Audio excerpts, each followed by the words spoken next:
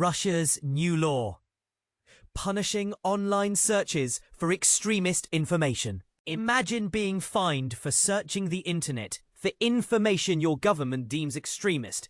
Sounds like a dystopian nightmare, right? But for Russians, this scenario is about to become a harsh reality. The Russian parliament's upper house has just approved a bill that punishes online searches for extremist information, marking another disturbing milestone in the country's crackdown on internet freedom. The legislation makes it a punishable offence to deliberately search for and access extremist materials online, with fines reaching up to $64. But here's where it gets really concerning. The official definition of extremist activity is incredibly broad, encompassing opposition groups like the Anti-Corruption Foundation, founded by the late Alexei Navalny, and even the international LGBT movement.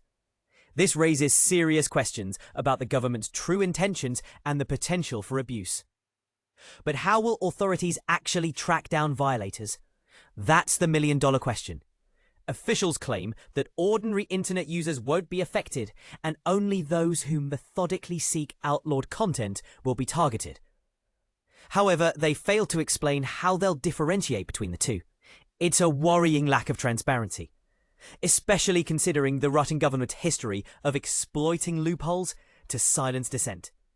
Russians have long used VPN services to access banned content, but the government has been working to close these loopholes.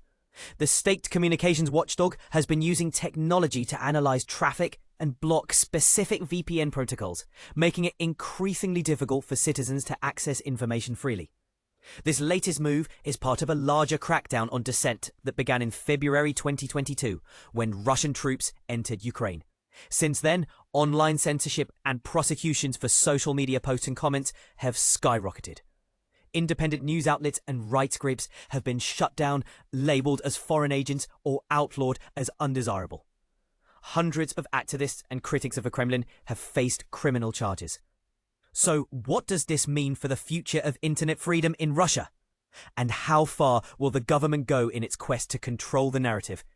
These are questions that should concern us all as we watch the erosion of democratic values in a country that was once a beacon of hope for the post-Soviet era.